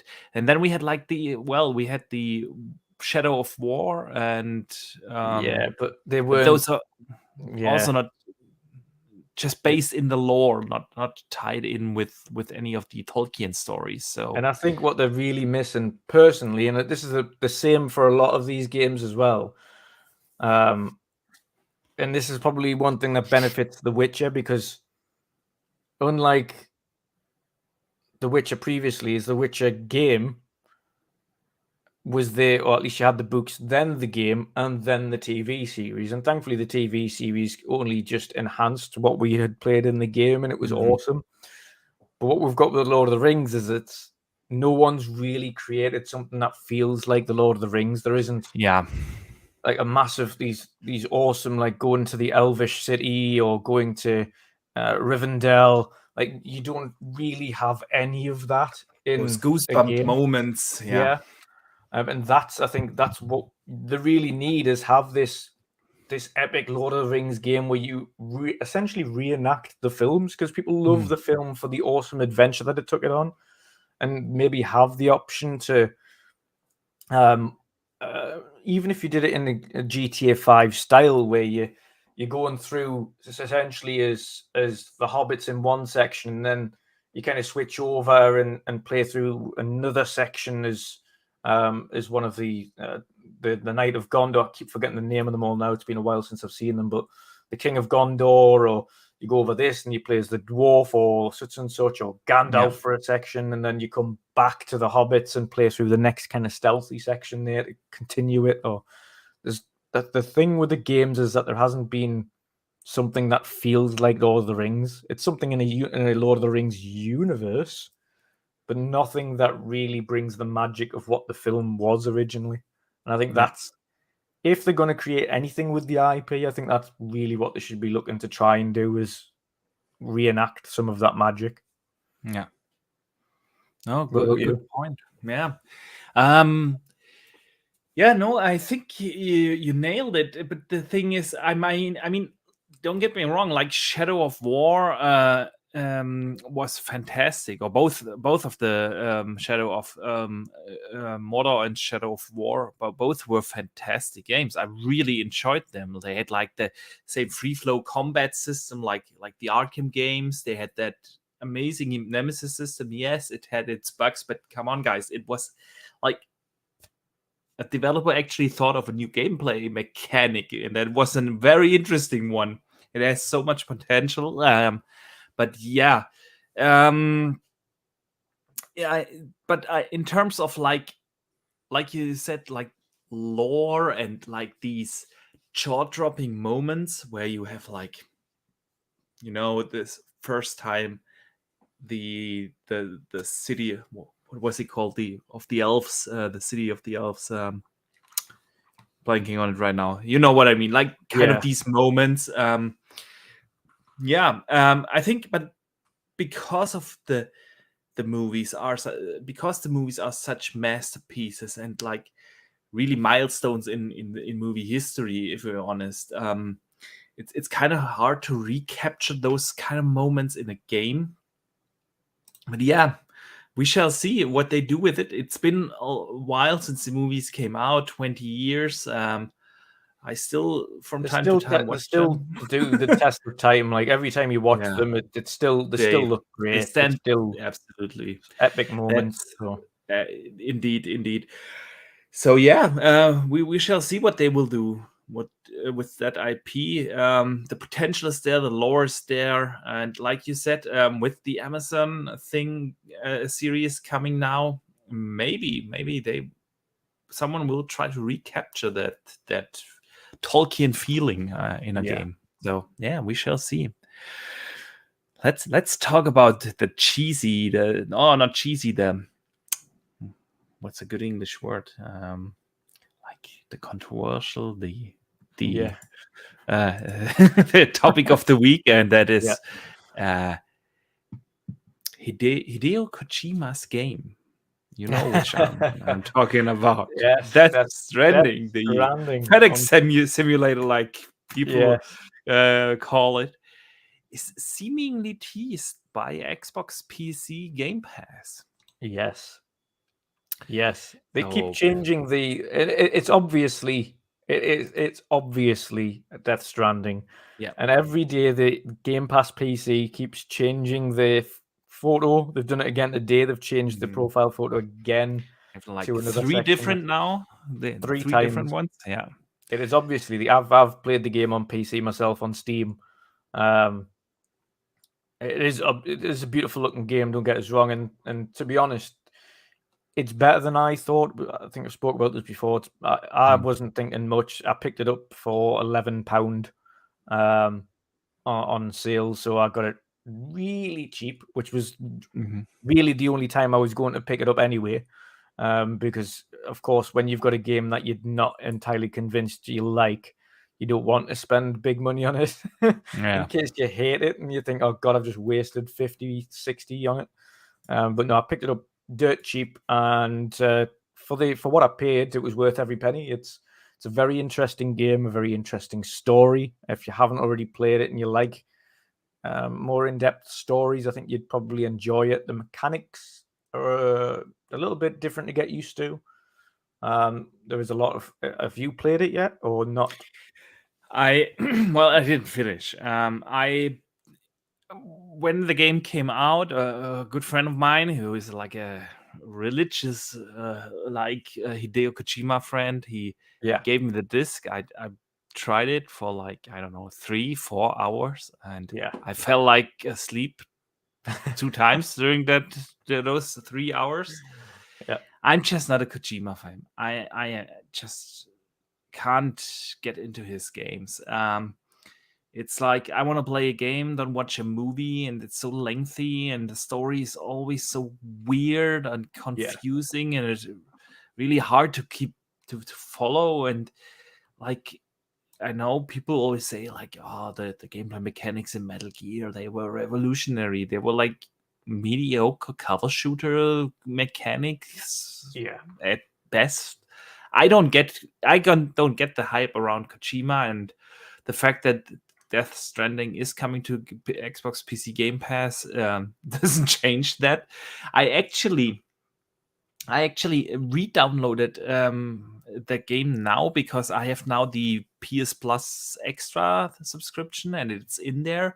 So I downloaded it again on my PS5 and thought like, yeah, maybe I'm giving this one another chance because people like you that I know and trust, and I know we have a very similar taste in gaming, they actually like it, and so maybe I should just give this game another chance. So I have it downloaded again on the PS5, but I didn't feel like I'm in the mood the way right I now. was playing it was I was playing Death Stranding in small chunks, and the good thing about the game and the way the story is set out is that you can play it in small chunks. Although there is a big overriding story in the background, the kind of essentials is that you're going from outpost to outpost, or at least attempting to go from outpost to outpost and deliver essential goods. Whilst you're doing that, you're reconnecting those outposts to the grid, and so that at least they can communicate from each other, and then it becomes easier, and then you can upgrade equipment, things like that. So what I was doing essentially was, because it is quite a traversal sections between these outposts, is I was essentially getting the next major kind of story section, which would require me to go here and deliver these blood samples. In between that, you'd end up in some fight with some crazy creature like that. There was this mad whale or something that was coming out of the dirt underneath, and you had to use these blood bombs essentially that you kind of crafted to make it disappear. So I was going from one section and then finishing that, dropping off the goods, coming back to the section to finish that story section off, and then I'd pause it and turn it off for the day. So I was doing it in small chunks as opposed to playing all the way through. I think I would have been bored if I had tried to play a lot of the game off in one go. I think I would have been a bit too much for me, but I think the way I was playing it heavily assisted in the fact that I was enjoying the small bursts of the game that I was playing, as opposed to trying to play a lot of it. Because I think if you play a lot of it, it's very much specifically like if you're doing this to get him to kind of stabilize when you're actually walking with the goods, you have to hold the triggers down at all times, otherwise he's like off balance and he starts falling over. So again, if you're doing this for like 2-3 hours in a row, eventually you start and then so there's certain sections to it, but overall things that I did love, again, the scenery. I do like the crazy ideas that he comes up with. The characters he comes up with are interesting. And the music as well. I think the music was awesome in the game. I think the music is really good for what you're doing. And there's some really awesome moments where the music specifically kicks in at a certain section. Or at least it seems to kick in perfectly when you're going through these big open vistas and you're seeing the mountains and things for the first time. And there's certain sections that are to be loved about it, and there's certain sections that are either mundane or could bore the life out of you. It is a Marmite game, but Kojima, as you've mentioned, is a Marmite character. You either love what he creates or you hate it. Yeah. But what we always, and we've said this, both of us have said this before, despite us not liking it, what we love about Kojima is the fact that he's still one of the only developers that isn't afraid to do what the hell he wants. He'll create any vision he wants to create. And developers always back him. Like all of the big platforms just go, yeah, you just do what you want to do. Because we trust your craziness will still sell. It'll still get a big fan base. No matter what story you go for, people still enjoy it. So he's not afraid. He's not afraid to take risks. Whether or not people love it is another thing, but he doesn't care at the end of the day. He just wants to create his vision. That's true. That's absolutely true. And we gotta respect him for that, at least. No doubt. So the game, is it coming to PC Game Pass? What do you think? Are the teasers? I would not be surprised if at some point this game does make its way to Xbox. To the console. Yeah. The reason I say this is because I think, and again, I think it was a major, not for us specifically, because we're not huge Kojima fans, but it was a major move in the first place to get Kojima to work on a project specifically for Xbox. And I think that continued relationship with him would allow for this game to be published onto Xbox as well. Now, thankfully, the PC version was published by, I think it was 505. I think so. Again, on Sony, it was published by Sony. So I don't think there's going to be an issue with Sony saying you can't publish it here. I think it's a case of just Xbox publishing Death Stranding on Xbox. So I could see it happening in the future, to be honest. I think it was easier to get it onto Xbox Game Pass because it's already on Steam. It's already on PC. So it is basically just move it over to the other store. And listen, with Kojima's best buddy having a gaming show next week. Yes. In sense of the Gamescom opening night live. Jeff Keighley having the show. So I think like this could be something that they should announce on that stage, because another thing Hideo Kojima teased this week is that he is working actually on a work in progress trailer for one of his upcoming games.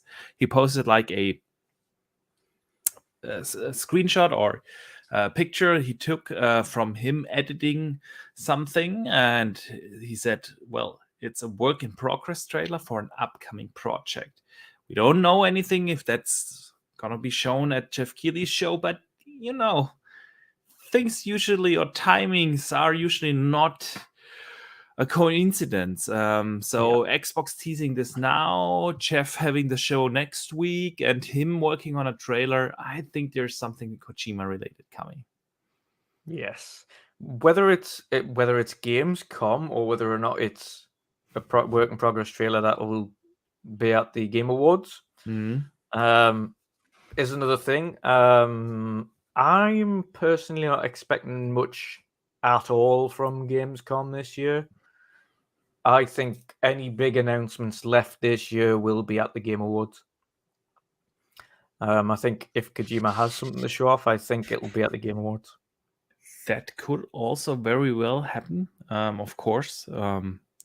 We know the Game Awards have become more and more important for basically every publisher to announce. But I think the good thing about the Game Awards now is the fact that it is the end of the year. It's essentially the tail end. It's the last thing of the year. So people aren't really afraid to drop trailers then, because it means that they're uncommitted to dropping anything for the remainder of the year at that point. So like, oh yeah, you can have a trailer because this game's not out till the end of next year. So yeah. And you own the news for a while. If you drop like a big thing like Xbox did 2 years ago with the announcement of the Series X, like they owned the news cycle until the mid of January before the news cycle starts to pick up again. So obviously that's one thing all these devs and publishers also consider. So yeah, we shall see. Jeff at least is teasing and hyping up Gamescom opening night live. Like he said, expect surprises, expect something you usually wouldn't see there, and so one thing that leaked this week is Dead Island 2 coming back with a possible release date of February 3rd, 23. What do you think? Could this be one of the re-announcements that we see at Gamescom? I think it's strange because at this point as well, I probably wouldn't put that under a major announcement. It is a good announcement. It's a big announcement for Dead Island. But it's been out of the news for that long. It's a case of more like a way when you see it again, as opposed to like actual excitement. It's more like eventually. Oh, it still exists. Like, good stuff. Right, okay, good. So I think hopefully it's good. I do expect it to be one of the announcements that now, because of that release date, it's more, or at least the unintentional reveal on Amazon. I think it's more than likely at this stage, and I think it's probably just a timing thing. It's probably a case of it was ready to put up there alongside Gamescom, and it's been released maybe a little bit just too early. It's put on a couple of days early, a week early, whatever it is. I think that's one of the things. I think it's probably meant, and we've seen this before, where Gamescom or E3 is just around the corner, and Amazon France or Amazon Germany or something accidentally put the listings up for games like 2-3 days before the announcement. You're like, oh god. So I think it's probably just one of them again. I think they've accidentally put it up just a little too early. But I suspect Jeff's got that. Yeah, me too. He also teased Hogwarts Legacy will get another showing there, which I'm really excited about. But we shall see. Another showcase was announced this week, man. And I did not, for the love of it, I did not see that coming. Yeah. Disney and Marvel Games Showcase, which is set to take place in September. It will feature the first look of Amy Hennig's new Marvel game. It's going to happen September 9th.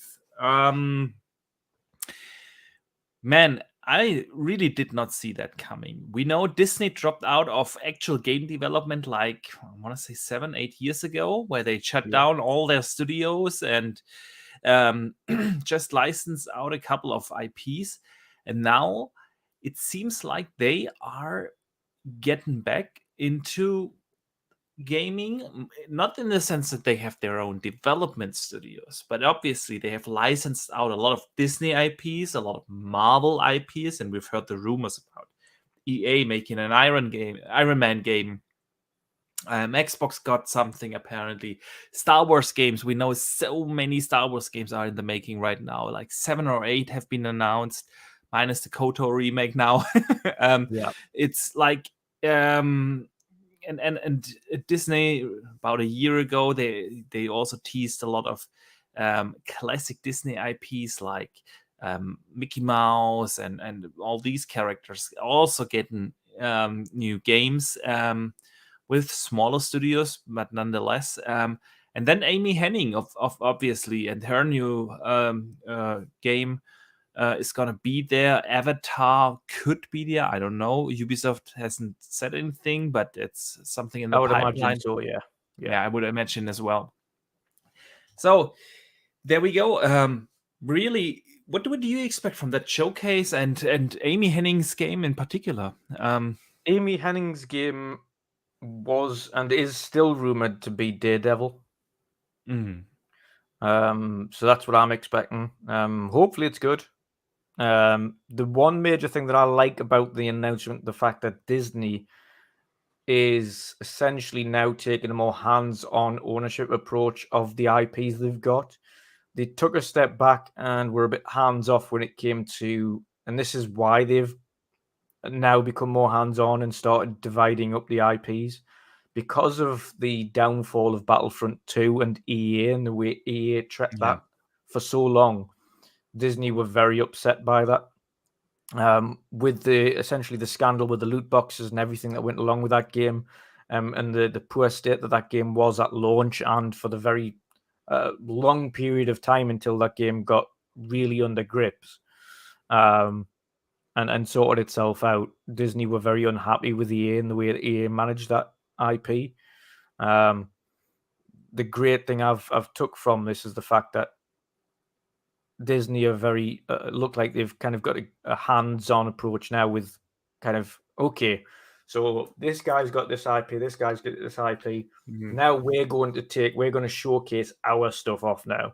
So we are now proud that all of these different companies are working on our IPs.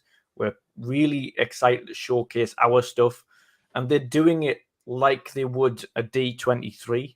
You know, for those who know Disney or know a lot about Disney, D23 is essentially the yearly announcement program that they have to announce all of their new films for that particular year or upcoming year or going forward, as well as theme park updates, new rides, new comics, whatever it is. D23 is the main event for them every year. It is their E3. So having their own game show now as well, and showcase all their IPs in video game format is awesome. And I hope that actually continues going forward, because then that essentially allows us every year not only to have an annual E3, which we know is coming back again next year, a Gamescom, a Disney event, a Disney Marvel showcase event, which we'll then get separately. So we now expect Marvel Disney shows awesome every year. We get to see new games or IPs or updates to them every year. And then we get the Game Awards, the Tokyo Game Show.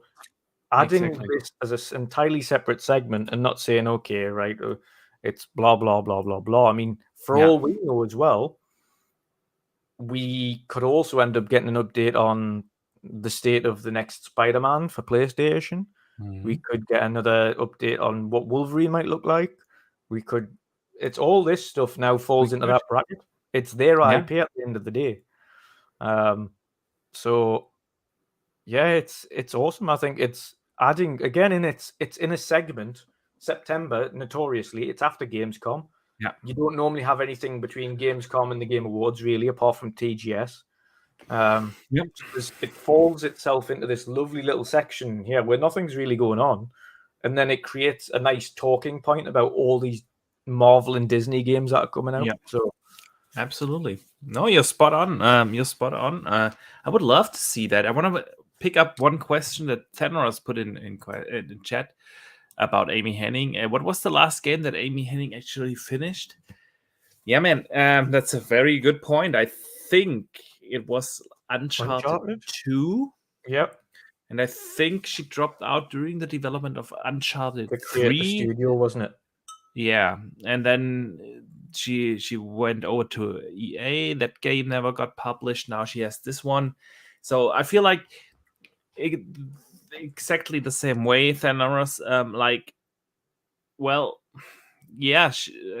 Like 15 years ago, she made two awesome games, Uncharted 1 and 2, and now that's the next game.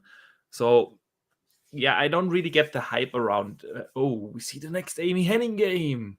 I really hope it's good. I do. And if it looks good, I'm first one to hype it up. But as of right now, I don't really have the anything to get hyped on just because it has Amy's name attached to it. Nevertheless, like you said, Dutch, there are so many fantastic Disney and Marvel and Star Wars and whatever IPs in the making from all different publishers. Like we know EA is making Ubisoft is also making a Star Wars game. It's rumored that Xbox has something, which would be totally surprising that they went out of their way and they actually do a licensed IP. But there are so many things going on, and having like this, I feel like this pop culture gaming event, like where you have like all these brands that are also in films, movies, comics books, series and having an event centered around games, adding to those kind of entertainment formats would be awesome. So I applaud them, and I can't wait to see what they announce on September 9th. And of course, another IP as well that's Disney related that has been announced but hasn't been shown off gameplay wise, of course, is Kingdom Hearts 4. Oh, right. I totally forgot about that. Yeah, which is a huge Disney IP. It's a very good point. To your point about Spider-Man or Wolverine being there, I don't think so. I feel like Spider-Man was the next one was meant to be next year, wasn't it? Yes. But I feel like Sony is going to have another showcase this week. This year. This week. That would be a very short notice. But no, I feel like last year they had theirs at the end of September. So, and they announced it last year as well after Gamescom. And I feel like with Ragnarok coming this year, and they really haven't shown continued gameplay or anything, they obviously could do it just in a state of play like they did with many other games of the first-party studio. But it's also like Sony was always really good in selling their roadmap. Like they take their Stranding. They announced that game 5 years before it came out. It didn't even have an engine when they announced it. They were always very good about selling their roadmap. And this time, in this generation, they don't. Like they have announced for next year Spider-Man and Wolverine Beyond. So let's assume that's, I'd say 25 then. Yeah. Maybe 24, but probably more likely 25. And that's basically all we know. So like 2 games coming from Insomniac, and we know nothing about the other studios. Oh, well, we'll know about Factions from Naughty Dog, but but nothing. You know what I mean? Beyond that, It's not really that we know anything coming from them. So I feel like they have something coming this year, a showcase in maybe September, October. I would be massively surprised. I think one of the most frustrating things about Sony this year has been the absolute lack of information. It is very unlike them to be so quiet. Absolutely. Especially when they have an actual good year in terms of game releases, like Horizon Forbidden West and Gran Turismo and Ghostwire Tokyo, and now Ragnarok coming. You're absolutely right. The only state of play we got was like the one from Hogwarts. Am I missing one? But they have been absolutely quiet. So I don't think they will be at the Disney event. I think like they will have their own event in end of September or October. Just my gut feeling. No insider information here, guys. No insider. So but man, I would say let's wrap this up and talk about some of the fantastic community questions we got this week. Yes.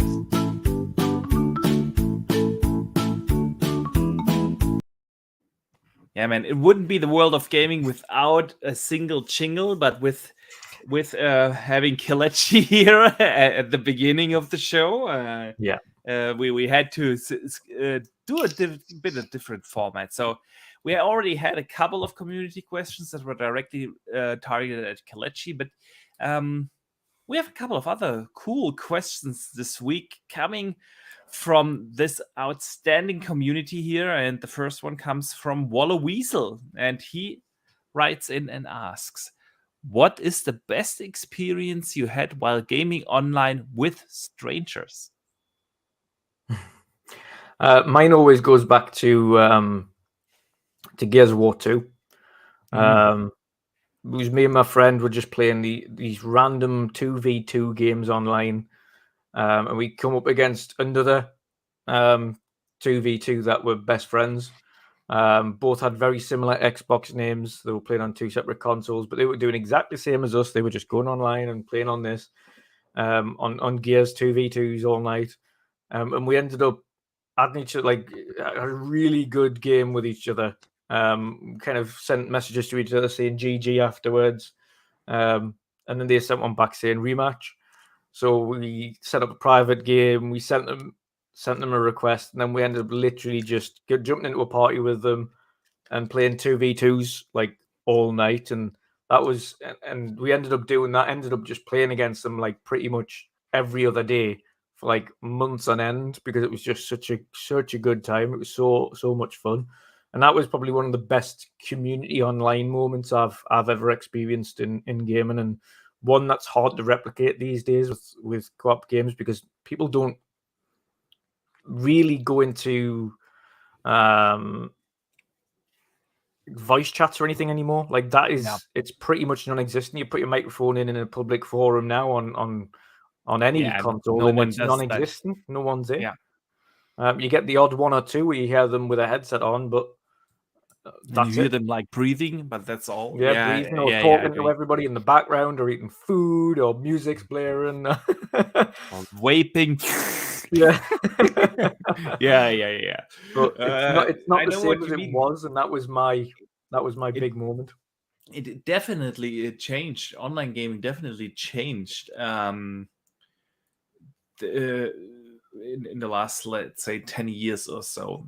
Back in the days, you described Gears 2, 1, or for me, it was Halo, like Halo 2, 3. It was just different, It was still relatively new for console gamers, at least, to play actually online. And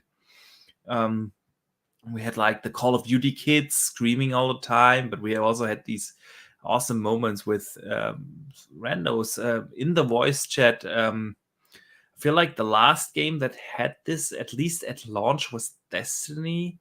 I remember actually when Destiny came out, there were some randos that actually had their mic on, and we talked while, sitting in front of the loot cave and shooting all day. But yeah. No, for me, actually, I thought about this when I read this question. I could tell a couple of stories from back in the days. But to me, one really amazing moment actually happened last year when Halo Infinite had its first public beta. And it was like a couple of the guys from the Midweek Mix-Up gang, we were online, we were playing. We had this open party chat, and it had like dozens of people drop in and out here. As you mentioned the other day, I haven't seen anything like that since. It was insane. It was insane. And then I looked through my friends list, and I've seen so many people that I know from here in the chat, or from Twitter, or the gaming community, like Paul, for instance. He invited me then to party, and I joined, and I met a bunch of people in that party chat that I just didn't know. They were strangers to me, but now we're still having regular contact on Twitter. It was just awesome. And I think like this Halo Infinite moment, especially that long weekend where they had the beta, was like a moment that is unprecedented. I've never experienced something like that. It was absolutely awesome. It was insane. Like because we had a full squad of 12 and backups. We had other people that were playing, waiting to get into our group, but were playing by themselves. So we had like 16 people in the party. And whenever I was looking through the list, there was like people that weren't in ours. They also had a party of like 8 to 12 people, and everybody down the list was exactly the same. It was just people, like the entire list was Halo Infinite, and everybody was in a party of at least 8. At least. Yeah. At least. And it was like actually 90+% of my friends list were playing Halo. And they all had different parties going on, like you said. And then I said, at some point, I said to you, come on, I make free space. I drop out of this party. I just jumped into different parties, and they were all strangers, but we had so much fun. It was awesome. It was absolutely awesome. And I think like this is really a moment that I will remember. Very special experience playing online. Yeah, 100%. Doom Reaper writes in, with QuakeCon coming up, what is your favorite IT game of all time? And are you excited for Quake 2 remasters on console? Well, I think we covered the Quake 2 remaster. Oh no, we just talked about Quake 4. We didn't talk about Quake 2 remaster. But yeah. And what's your favorite IT game?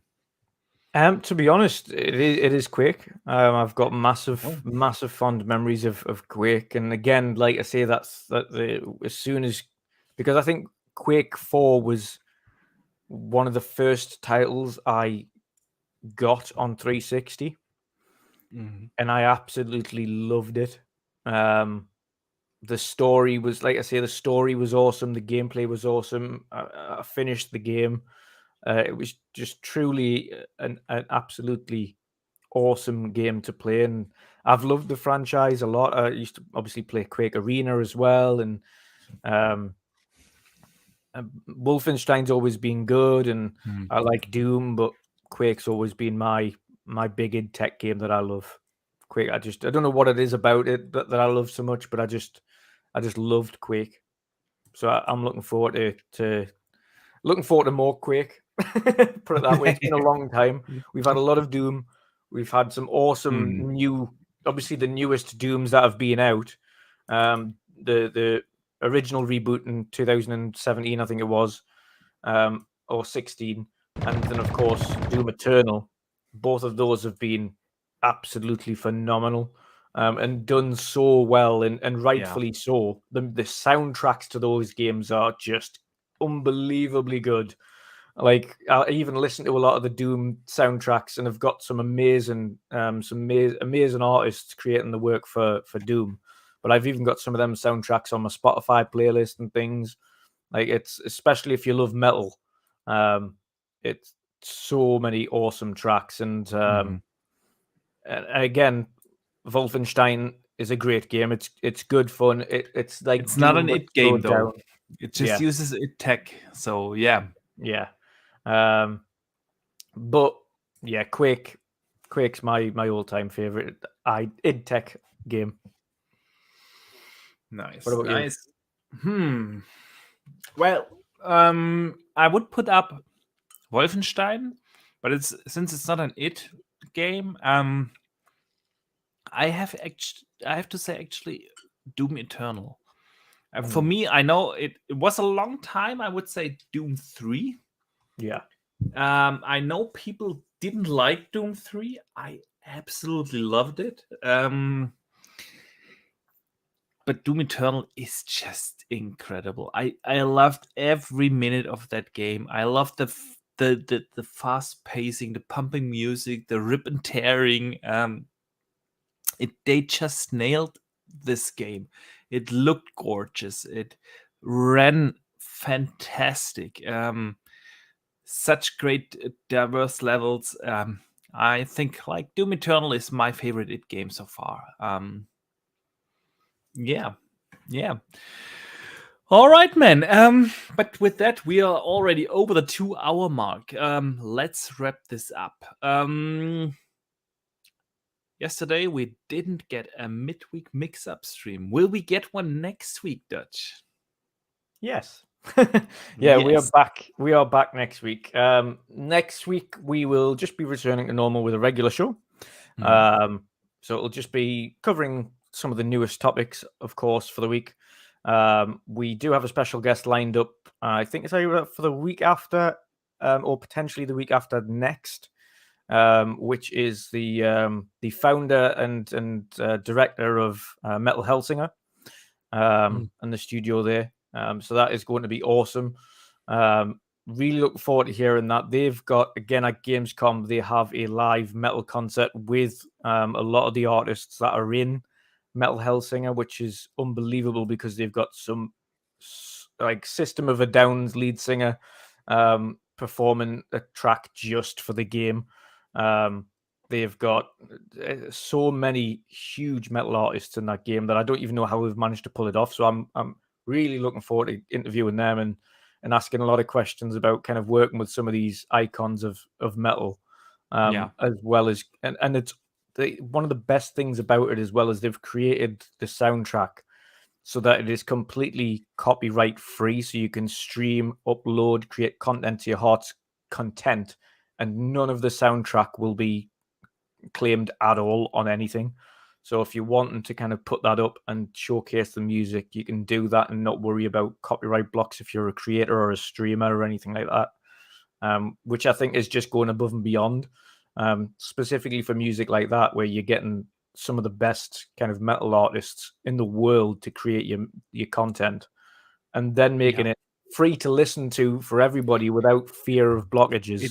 It is an incredible achievement for such a small studio to 100%. Absolutely, 100%. And then again, if you love Doom and you love that rip and tear, but you also want to do it like a beat match, to get emphasized points and more multipliers and things like that, the game is such good fun to play, and that releases next month as well. So you never know. Maybe depending on when the interview happens, we might do kind of a collaboration where we give away a few copies of Metal Hellsinger. Who knows? It's going to be awesome. But yeah, so we've got that. Of course, we'll be returning with Save Tuesdays on Tuesday, the midweek mix-up on Wednesday, back here for the World of Gaming on Thursday.